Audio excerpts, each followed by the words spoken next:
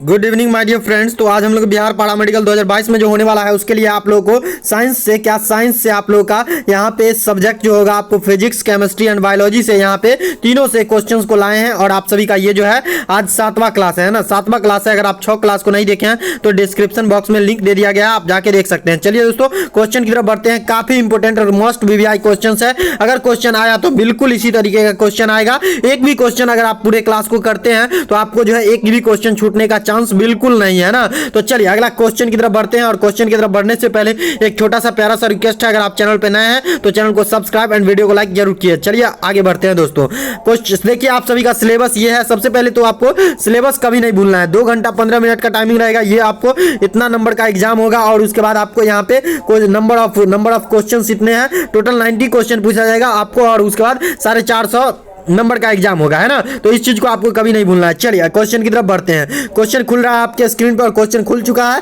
कह रहा है घर में अन्न के संग्रहण के लिए क्या करते हैं? ताजी नीम की पत्तियां का उपयोग करते हैं। किसका उपयोग करते हैं? क्या एंडिल, ये जो सल्फेट का गोटी आता है उसका उपयोग करते हैं। सूखी नीम की पत्तियों का उपयोग करते हैं, किया जाता है। ताजी एवं सूखी नीम की पत्तियों का उपयोग किया जाता है। और उसके बाद डी में कह रहा है उपयोग, तो तीनों में से कोई तीनों सही है। तो बताइए तो इसका right answer my dear friends. तो देखिए यहाँ पे हम लोग क्या करते हैं कि जो भी लोग अगर किसान होंगे तो वो लोग देखते होंगे कि आप लोग अपने घर में भाई मम्मी पापा को देखते होंगे कि क्या करते हैं। जब मकई को कोठी में रखा जाता है, दाना को या फिर बोरा में रखा जाता है, तो वहां पे क्या किया जाता है? ताजी नीम की पत्तियां का उपयोग, ताजी नीम का पत्ता जो होता है, नीम का पत्ता, उसको वहां पे तोड़ के बोरा में डाल दिया जाता है ना। उसके बाद सूखी नीम की पत्तियों का भी उपयोग किया जाता है, यानी सूखा हुआ नीम का पत्ता जो होता है उसका भी उपयोग किया जाता है। एंड उसके बाद आपको ताजी एवं सूखी नीम की पत्तियों का भी उपयोग किया जाता है ना। यानी कि उपरोक्त में से सभी सही है ना, यानी ये सभी सही है, यानी कि डी नंबर ऑप्शन बिल्कुल राइट है। अगर आपको ये क्वेश्चन पूछा तो बिल्कुल डी नंबर आपको टिक करना है, ठीक है। चलिए उसके बाद आप सभी का बिल्कुल राइट आंसर है। ताज वाली जी आ चुके हैं। म्यूजिक वीडियो प्लेयर जी बोल रहे हैं मेरा नाम ताज वाली है ना। तो चलिए आर्यन पाल आ चुके हैं, वर्तिका राय आ चुके हैं, मोनिका कश्यप आ चुके हैं, प्रियंका सिंघानिया आ चुके हैं, है ना। और भी बहुत सारे लोग हैं, वो सभी जुड़ चुके हैं। चलिए एक बार आप लोग शेयर करिएगा और लाइक कीजिएगा। चलिए क्वेश्चन की तरफ बढ़ते हैं। क्वेश्चन आ चुका है, आपसे पूछ रहा है मलेरिया का प्रसारण किसके द्वारा होता है? वायु के द्वारा, जल के द्वारा, आपसी संबंध के द्वारा, यानी आपसी संबंध यानी कि शारीरिक संबंध जो होता है उसके द्वारा, उसका बाद मच्छर के द्वारा। बताइए तो किसके द्वारा होता है मलेरिया का प्रसारण, यानी कि मलेरिया जो फैलता है वो किसके द्वारा फैलता है? बताइए तो वायु के द्वारा, जल के द्वारा, आपसी संबंध के द्वारा, मच्छरों के द्वारा। बताइए तो आप लोग बिल्कुल सही जवाब दे रहे हैं, मच्छरों के द्वारा। मलेरिया नहीं आपसी संबंध के द्वारा फैलता है, नहीं जल के द्वारा फैलता है, वायु के द्वारा नहीं फैलता है, फैलता केवल किसके द्वारा है? तो ये आपको मच्छर के द्वारा फैलता है ना। मच्छर काटता, एगो मच्छर काट लिया ई रामलाल को, और यही जैसे कि ई रामलाल को एगो मच्छर काट लिया है ना, और यह मच्छर जो है, ये मच्छर ई रामलाल को जाके काट लिया, तब मलेरिया तो फैलबे करेगा, है ना। तो इस तरीके से जो है यहाँ पे मलेरिया फैलता है मच्छर के द्वारा। चलिए अगला क्वेश्चन की तरफ बढ़ते हैं। और अगला क्वेश्चन आज का आपके स्क्रीन पे कड़ा है हेपेटाइटिस ए बीमारी का। हेपेटाइटिस एक बीमारी है जिसमें जो है लीवर गड़बड़ होता है ना। तो हेपेटाइटिस ए का बचाव कैसे संभव है? बताइए तो मच्छरदानी एवं रैपिलेट्स के उपयोग से, उसके बाद उबला हुआ पानी पीने से, उसके बाद टीकाकरण द्वारा, उसके बाद ए और सी दोनों सही है। डी नंबर में ये कह रहा है कि ए और सी जो है दोनों सही है। तो बताइए तो इसका राइट आंसर। तो देखिए यहाँ पे ताज वाली जी, उसके बाद आर्यन कुमार, उसके बाद मोनिका कुमारी, प्रियंका कश्यप, उसके बाद बहुत सारे लोग हैं, है ना। तो मोनिका कश्यप है, प्रियंका कुमारी है, उसके बाद निशा यादव है। ये सभी लोग बिल्कुल राइट आंसर दे रहे हैं ना। तो इसका राइट आंसर जो भी लोग दे रहे हैं उबला हुआ पानी पीने से, तो बिल्कुल राइट आंसर दे रहे हैं ना। यानी कि बी नंबर ऑप्शन जो भी लोग टिक कर रहे हैं तो उन सभी का बिल्कुल राइट आंसर है। यानी उबला हुआ पानी पीने से जो है हेपेटाइटिस ए का बचाव जो है ये संभव है केवल उबला हुआ पानी पीने से, है ना। तो उबला हुआ पानी आप लोग पीजिएगा जरूर। चलिए अगला क्वेश्चन की तरफ बढ़ते हैं। अगला क्वेश्चन आ चुका है आपके स्क्रीन पे, और ये आपसे पूछ रहा है किण्वन की प्रक्रिया किसके द्वारा प्रतिपादित या आविष्कार की गई थी? किण्वन का प्रक्रिया जो है वो उनका खोज जो है किसने किया? उसके बाद अलेक्जेंडर, आपको ऑप्शन में कह रहा है अलेक्जेंडर फ्लेमिंग ने 1929 ईस्वी में की थी। लुई पास्चर ने 1857 ईस्वी में की थी। उसके बाद एडवर्ड जीनर जो कि 1788 में की थी। बताइए तो कब किए थे? तो उपयुक्त में से कोई नहीं, डी ने ये करा है ना। तो बताइए आप लोग, है ना। तो इसका राइट आंसर दीजिएगा। अलेक्जेंडर फ्लेमिंग ने 1929 में किए। उसके बाद लुई पास्चर ने 1855 57 में किए। उसके बाद अलेक्जेंडर जूनियर ने 1908 में किए। बताइए तो कब किए? तो देखिए माय डियर फ्रेंड्स, इसका राइट आंसर जो भी लोग यहाँ पे दे रहे हैं, है ना, जो भी लोग लुई पास्चर को टिक कर रहे हैं, जो भी लोग लुई पास्चर को टिक कर रहे हैं, उन सभी का बिल्कुल राइट आंसर है ना, लुई पास्चर इसका बिल्कुल राइट आंसर हो गया। चलिए, और ये खोज कब किए थे? तो 1800 कितना, 1857 ईस्वी में, है ना। चलिए अगला क्वेश्चन की तरफ बढ़ते हैं। अगला क्वेश्चन आ चुका है आपके स्क्रीन पे, और अगला क्वेश्चन कह रहा है मस्तिष्क, क्या मानव मस्तिष्क में कितनी हड्डियां होती है? बताइए तो 22 गो हड्डी होता है, 8 गो हड्डी होता है, उसके बाद 14 गो होता है, 24 गो होता है, कितना हड्डी होता है? मानव का जो ब्रेन होता है, यानी ह्यूमन ब्रेन में जो है, क्या ह्यूमन ब्रेन में, है ना, ह्यूमन ब्रेन में जो है कितना हड्डी होता है? ह्यूमन ब्रेन जो है, ह्यूमन ब्रेन में कितना हड्डी होता है? बताइए तो ह्यूमन ब्रेन में कितना हड्डी होता है? 22 गो हड्डी होता है, 8 गो हड्डी होता है, 14 गो हड्डी होता है, और उसके बाद आपको यहाँ पे 24 गो हड्डी होता है। बताइए तो कितना हड्डी होता है? तो माय डियर फ्रेंड्स, इसका जवाब जो भी लोग यहाँ पे जवाब दे रहे हैं कि 8 गो हड्डी होता है, उस सभी का बिल्कुल राइट आंसर है ना। तो ये जो भी लोग यहाँ पे 8 गो हड्डी को टिक कर रहे हैं, उन सभी का बिल्कुल राइट आंसर है। यहाँ पे आप लोग को यहाँ पे जो पाया जाता है ब्रेन के अंदर, हम अपना लोग को जो ब्रेन होता है उसके अंदर केवल और केवल 8 गो हड्डी पाया जाता है ना, 8 गो हड्डी पाया जाता है। ठीक है, चलिए अगला क्वेश्चन की तरफ बढ़ते हैं, और जिसका जवाब जो है यहाँ पे आर्यन पाल, वर्तिका राय और ये सभी लोग बिल्कुल राइट आंसर दिए हैं। मोनिका कुमारी भी बिल्कुल राइट आंसर दिए हैं। ताजवाली जी बिल्कुल सही जवाब दिए हैं। चलिए इसी तरीके से आपको जवाब देते रहना है, और चैनल पे नया है तो चैनल को सब्सक्राइब एंड वीडियो को लाइक जरूर कीजिएगा। चलिए अगला क्वेश्चन की तरफ बढ़ते हैं, और अगला क्वेश्चन आ चुका है आपके स्क्रीन पे। कह रहा है एक वयस्क मानव में हीमोग्लोबिन का प्रतिशत कितना होता है? बताइए तो हीमोग्लोबिन एक वयस्क यानी कि एडल्ट मानव में हीमोग्लोबिन का कितना परसेंट होता है? बताइए तो ये 10.5 की 5 ग्राम से 5 ग्राम बट्टा 100 मिली होता है। उसके बाद बी में कह रहा है आपको, बी नंबर कह रहा है 12.5 ग्राम बट्टा यहाँ पे 100 मिली, और उसके बाद सी में कह रहा है 14.5 ग्राम बट्टा 100 मिली, उसके बाद 13.5 ग्राम बट्टा 100 मिली। तो बताइए तो कितना? तो यहाँ पे देखिए, यहाँ पे जो हो जाएगा माय डियर फ्रेंड्स आप लोग का, यहाँ पे जो हो जाएगा, है ना, तो यहाँ पे इसका जवाब जो हो जाएगा यहाँ पे 14.5 ग्राम। जो भी लोग टिक कर रहे हैं उन सभी का बिल्कुल राइट आंसर है। 14.5 ग्राम कितना, 14 पॉइंट है ना, कितना आप लोग को यहाँ पे हो जाएगा 14.5 ग्राम बट्टा हो जाएगा 100 मिली, है ना, 100 मिली इसका राइट आंसर है। चलिए अगला क्वेश्चन की तरफ बढ़ते हैं। तो यहाँ पे ये निशा यादव और निशा भारती है शायद, कौन है? तो ये सभी लोग बिल्कुल राइट आंसर दे रहे हैं ना। तो देखिए आप लोग का जवाब बिल्कुल सही जा रहा है। चलिए इसी तरीके से आपको मेहनत करते रहना, और डेली 7:30 बजे, कितना, डेली 7:30 बजे जो है आप लोग को जुड़ना है। चलिए अगला क्वेश्चन की तरफ बढ़ते हैं, और अगला क्वेश्चन आ चुका है आपके स्क्रीन पे। कह रहा है आंतरिक निषेचन, क्या अंतः निषेचन क्या इसको कहते हैं? एक होता है निषेचन, दो प्रकार का होता है। एक होता है एक्सटर्नल फर्टिलाइजेशन, यानी कि निषेचन बोलते हैं फर्टिलाइजेशन को हिंदी में, और यहाँ पे एक होता है एक्सटर्नल और एक होता है इंटरनल। तो यहाँ पे आपसे पूछ रहा है इंटरनल फर्टिलाइजेशन की प्रक्रिया होती है किसमें होता है? तो देखिए ये इंटरनल फर्टिलाइजेशन की क्रिया जो होती है किसमें होता है बताते हैं। ठीक है, तो आपको कह रहा है यहाँ पे मेढक में, मछली में, उसके बाद मनुष्य में, और उसके बाद यहाँ पे इनमें से सभी में। बताइए तो किसमें होता है? तो यहाँ पे आप लोग जानते हैं कि यहाँ पे मानव में क्या होता है कि मानव के फैलोपियन ट्यूब में फर्टिलाइजेशन की क्रिया होती है। कहाँ पे? फैलोपियन ट्यूब में फर्टिलाइजेशन की क्रिया होती है, और ये जो है यहाँ पे सुरक्षित माना जाता है। और ये फर्टिलाइजेशन जो है यानी कि मानव में जो है अंतः निषेचन काफी मतलब कि यहाँ पे सुरक्षित माना जाता है ना, और काफी अच्छा भी माना जाता है। और उसके बाद आपको यहाँ पे जो हो जाएगा, यहाँ पे हो जाएगा माय डियर फ्रेंड्स आप लोग का जवाब जो हो जाएगा मेढक में भी जो है यानी कि अंतः निषेचन होता है। कुछ मेढक में होता है, मेढक और मछली इसका राइट आंसर हो जाएगा, है ना, मेरे हिसाब से। जी हाँ, आप लोग भी बिल्कुल सही जवाब दे रहे हैं। यहाँ पे ए और ये दोनों सही राइट आंसर है ना, तो ये सभी दोनों राइट आंसर है। मनुष्य में केवल और केवल इंटरनल फर्टिलाइजेशन होता है ना, और उसके बाद मेढक में जो है मेढक पानी में अपना लार्वा छोड़ता है, और दूसरा फीमेल वाला मेढक जो है आके उसको लार्वा को एक्सेप्ट कर लेता है, और मछली में भी ऐसा ही होता है कुछ। ठीक है, तो ये दोनों इसका राइट आंसर हो जाएगा। ठीक है, चलिए अगर दोनों में से एक पूछे तो आप लोग इसको टिक कीजिएगा, मछली को, है ना। आप लोग किसको टिक कीजिएगा? मछली को टिक कीजिएगा, नहीं तो आप लोग मेढक को भी टिक कर सकते हैं। दोनों में से कोनो को टिक कर सकते हैं। चलिए यहाँ पे ऑप्शन में टाइपिंग मिस्टेक है ना। चलिए अगला क्वेश्चन की तरफ बढ़ते हैं, और अगला क्वेश्चन आ चुका है आपके स्क्रीन पे। कह रहा है डीएनए, क्या डीएनए में यूरासिल बेस किसके द्वारा प्रतिस्थापित होता है? बताइए तो एडेनिन के द्वारा, गुआनिन के द्वारा, साइटोसिन के द्वारा, थाइमिन के द्वारा। बताइए तो डीएनए में जो यूरासिल बेस यानी कि यूरासिल जो होता है, यूरासिल नाइट्रोजनस बेस किसके द्वारा प्रतिस्थापित होता है? बताइए तो डीएनए में, क्या डीएनए में, आरएनए में नहीं पूछ रहा है आपसे, डीएनए में ध्यान दीजिएगा, है ना।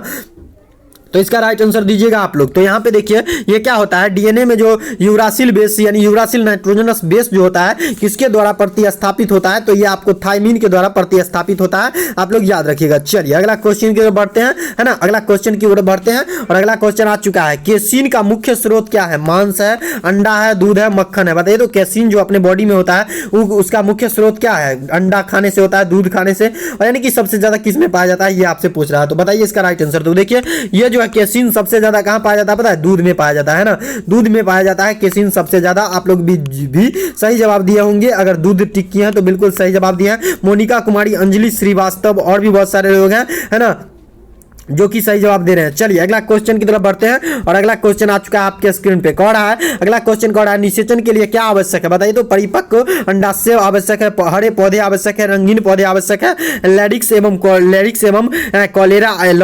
कॉलेरा आवश्यक है। बताइए। तो कॉलेरा है ना, कॉलेरा इसको ये प्लांट में पाया जाता है ना, तो कैलेक्स और कॉलेरा पाया जाता है प्लांट में, है ना। तो बताइए इसका राइट आंसर, निषेचन के लिए क्या आवश्यक है? बताइए। तो निषेचन के लिए क्या आवश्यक है? तो ये परिपक्व अंडाशय आवश्यक है ना, कोई भी या फिर मेल ये या फिर प्लांट हो या फिर एनिमल हो, दोनों में एक परिपक्व अंडाशय का होना बहुत जरूरी है। अगर ये नहीं होगा तो निषेचन फर्टिलाइजेशन की क्रिया नहीं हो पाएगा। अगर ये स्पर्म जो है स्पर्म जाएगा, अंडा रहने नहीं करेगा, तो कहां से टकरा के ही फर्टिलाइज करेगा और जाइगोट बनाएगा, है ना। तो ये जो है ओवम का होना प्लांट में या फिर एनिमल में होना बहुत जरूरी है, जो कि फीमेल में बनता है, और ये यहाँ पे फीमेल में बनता है, और मेल में जो है मेल में नहीं बनता है, मेल में स्पर्म बनता है, आपको पता ही होगा। चलिए अगला क्वेश्चन आ चुका है आपके स्क्रीन पे, कह रहा है, भोपाल गैस कांड में कौन सी गैस लीक हुई? तो भोपाल गैस कांड पता है कि जब आप रात को याद कीजिएगा, तो रात अगर पूछिएगा किसी से कि रात क्या होती है, तो भोपाल से पूछिए, वो आपको जो है बहुत अच्छे तरीके से भोपाल के रात क्या होती है इसके बारे में एक्सप्लेन करेंगे, है ना।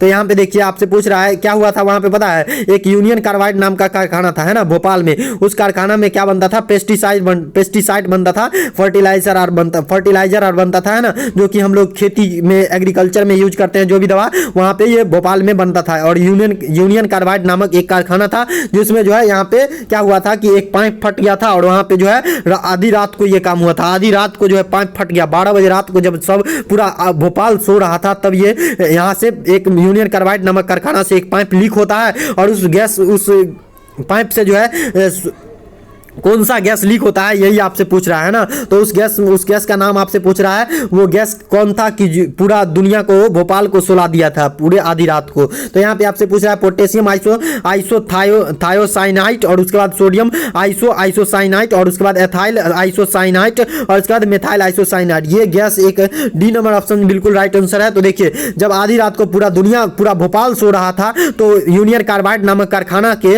एक पाइप से जो है टैंक नंबर कितना था ये हमको याद नहीं है, लेकिन आपको बोलिएगा तो उसके बारे में हम वीडियो बना देंगे, तो है ना। मेथाइल आइसोसाइनाइड नामक गैस का रिसाव हुआ, और उसके बाद जो है ये गैस जो है आदमी के शरीर में उतरते ही आदमी की चटपट में मौत हो जाती थी, और वहां पे हजारों की संख्या में मौत हुई थी, है ना। और डॉक्टर को ये समझ ही नहीं आ रहा था कि वहां पे हुआ क्या है, भोपाल में हुआ क्या है, और ये लोग क्यों मर रहे हैं, ये डॉक्टर को भी समझ में नहीं आता था, है ना। बहुत देरों के बाद समझ में आया कि मेथाइल आइसोसाइनाइड नामक गैस लीक हुआ, और उसके वजह से आदमी सब मर रहा है ना। तो चलिए अगला क्वेश्चन की तरफ बढ़ते हैं। अगला क्वेश्चन आ चुका है आपके स्क्रीन पे, कह रहा है, मनुष्य की आंखों की स्वास्थ्य क्रियाशीलता कौन सा विटामिन बढ़ाता है? बताइए। तो मनुष्य की आंख यानी कि हम लोग का आंख जो है, आंख का स्वास्थ्य क्रियाशीलता कौन सा विटामिन बढ़ाता है? बताइए। तो विटामिन बी बढ़ाता है, विटामिन सी, विटामिन के, विटामिन ए। बताइए तो कौन सा बढ़ाता है? तो देखिए माय डियर फ्रेंड्स, यहाँ पे आप लोग बिल्कुल सही जवाब दे रहे हैं। अगर आप लोग जवाब दे रहे हैं विटामिन ए, तो बिल्कुल राइट आंसर दे रहे हैं ना, विटामिन ए इसका बिल्कुल राइट आंसर हो गया। चलिए इसका राइट आंसर, जो भी लोग डी नंबर ऑप्शन को टिक कर रहे हैं उन सभी का बिल्कुल राइट आंसर है। क्या होता है कि हमारी आंखों में जो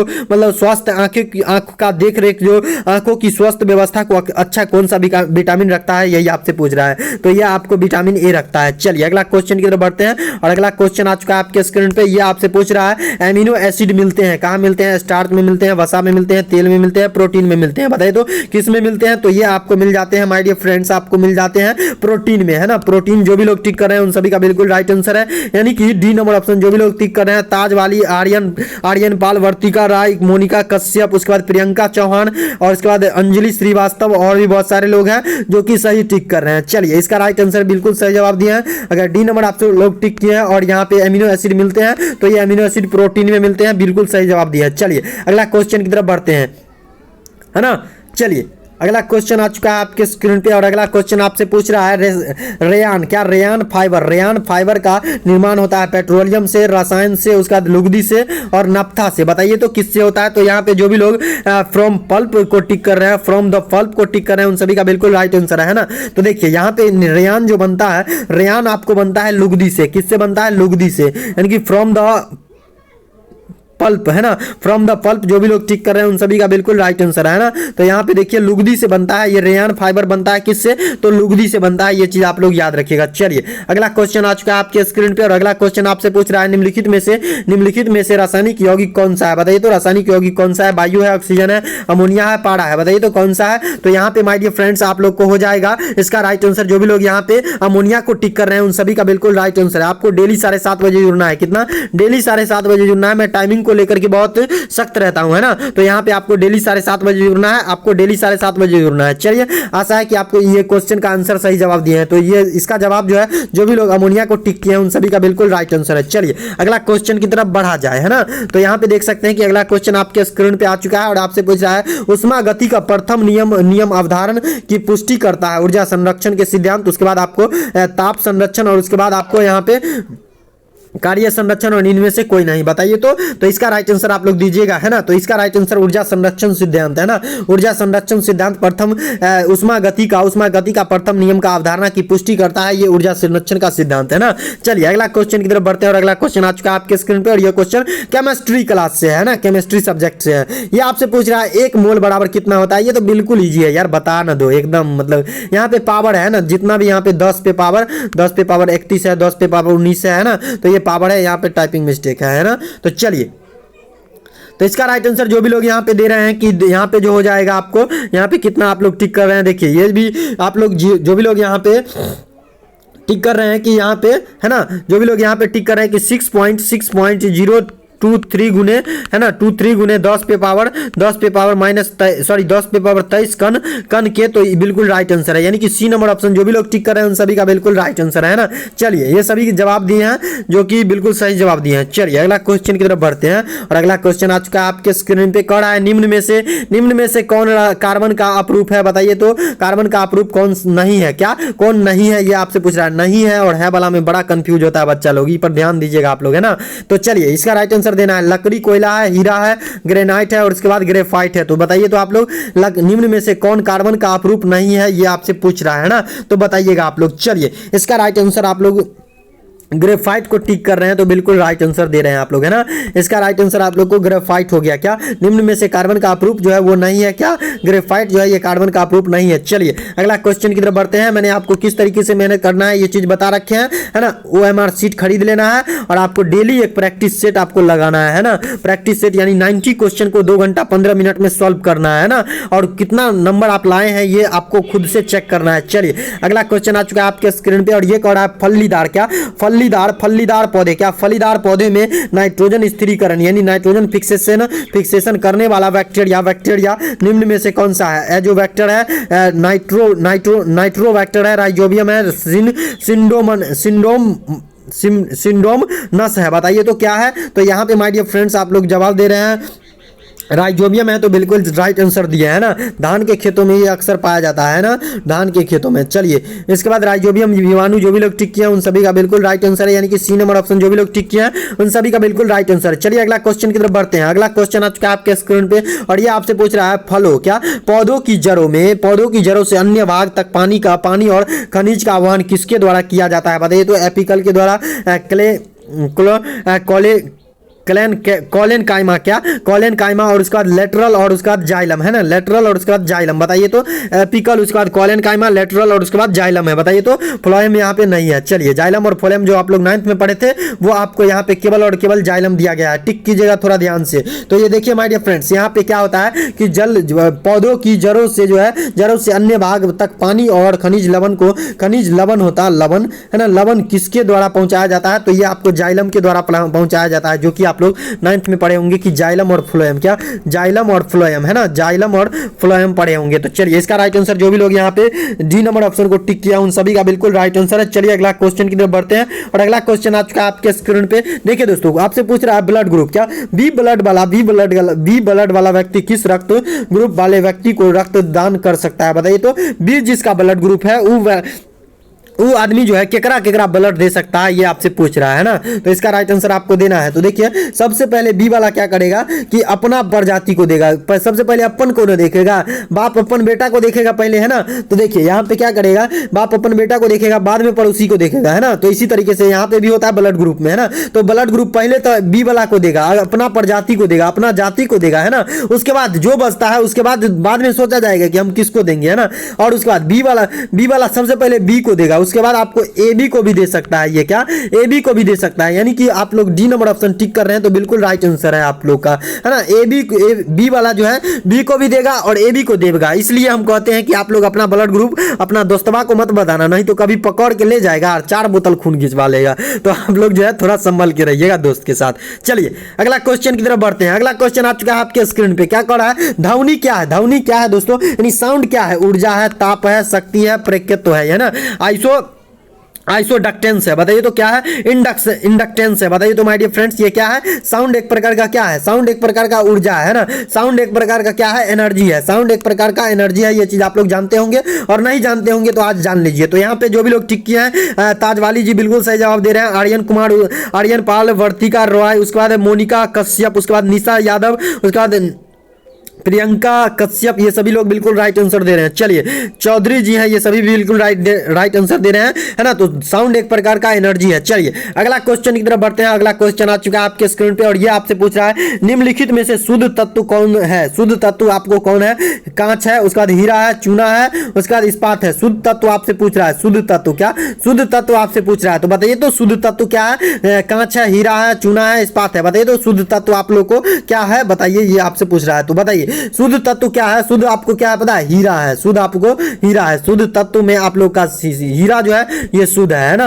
ये हीरा जो है ना ये शुद्ध है, क्या हीरा आप लोग को शुद्ध है, हीरा शुद्ध तत्व है, यानी कि शुद्ध एलिमेंट जो है आप लोगों का हीरा है। ये चीज को आप लोग याद रखिएगा। चलिए अगला क्वेश्चन की तरफ बढ़ते हैं और अगला क्वेश्चन आ चुका है आपके स्क्रीन पे, प्रकाश वेग का सबसे पहले प्रकाश वेग को सबसे पहले किसने मापा था? ये आपसे पूछ रहा है। बताइए तो गैलीलियो ने, न्यूटन ने, रोमर ने, आइंस्टीन ने। बताइए तो ये सभी वैज्ञानिक है, तो बताइए आप लोग इसका राइट आंसर। तो देखिए माय डियर फ्रेंड्स, ये सबसे पहले प्रकाश वेग यानी कि प्रकाश वेग को सबसे पहले जो मापे थे वो यहाँ पे रोमन नाम का एक वैज्ञानिक थे, इन्होंने ही यहाँ पे प्रकाश वेग को मापा था। ठीक है, याद रखिएगा प्रकाश वेग को किसने मापा था? तो रोमन नाम का एक वैज्ञानिक था जो कि आप लोग को प्रकाश वेग को मापा था। चलिए याद रखिएगा। और एक और लास्ट क्वेश्चन बच गया है, आप लोग एक लास्ट क्वेश्चन करके ही जाइए। तो चलिए इसका राइट आंसर देना है। चलिए इसका राइट आंसर आप लोग दे रहे होंगे। तो एड्स फैलता है किससे फैलता है? बैक्टीरिया युक्त रक्त लेने से, वायरस युक्त रक्त लेने से, ए और बी दोनों से, प्रोटोजोआ युक्त